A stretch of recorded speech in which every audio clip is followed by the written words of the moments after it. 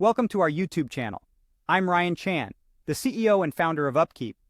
Today we'll dive into the intriguing and vital concept of level of repair analysis. In the next few minutes, you'll learn why this process is essential for maintenance and operations teams and how it can optimize your repair decisions and minimize lifecycle costs. So, stick around to understand the factors considered in this process and the different levels of repair under this methodology.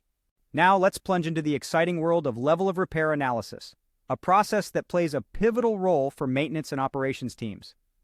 This procedure aids us in determining when and where an asset should be repaired. The ultimate objective of level of repair analysis is to optimize repair decisions and minimize the overall life cycle costs of assets. What factors does this process consider? Firstly, it takes into account the costs of various types of repairs, including diagnostics, parts, and labor. Secondly, it assesses the potential impact asset failure could have on operations.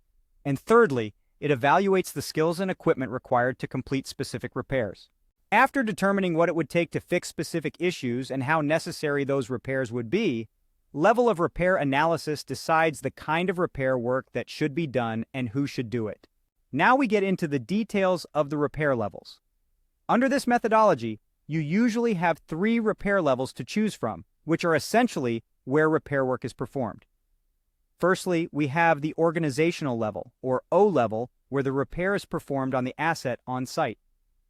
Secondly, there's the intermediate level, or I level, which is carried out in dedicated maintenance areas or back shops.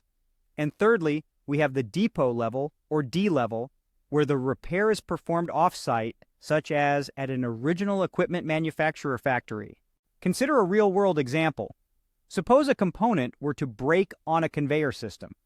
Level of repair analysis would determine which of the following would be most appropriate. Option 1, send a team of technicians to perform repairs at the conveyor's location, which is the O level. Option 2, remove the broken part to a central shop, which is the I level. Or option 3, send the asset to the manufacturer for repairs, which is the D level. In some scenarios, certain repairs would be considered too expensive. In such cases, preventive maintenance performed by a lower repair level would be preferred. Conversely, some failures wouldn't be frequent enough to warrant continuous preventive measures. However, if they're severe enough or happen to an asset that's central to your operations, you'd still need to address it, even though it would necessitate a higher and likely more costly repair level.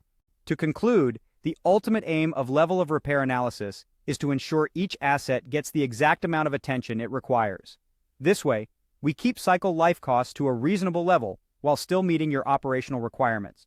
So that's level of repair analysis for you, a crucial process for optimizing repair decisions and minimizing costs.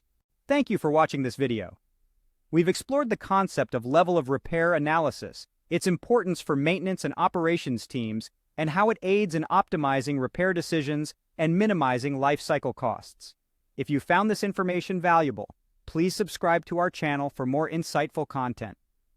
For further details and resources, visit our website at upkeep.com. Your support helps us continue to provide these educational videos. Thanks again, and we look forward to seeing you in our next video.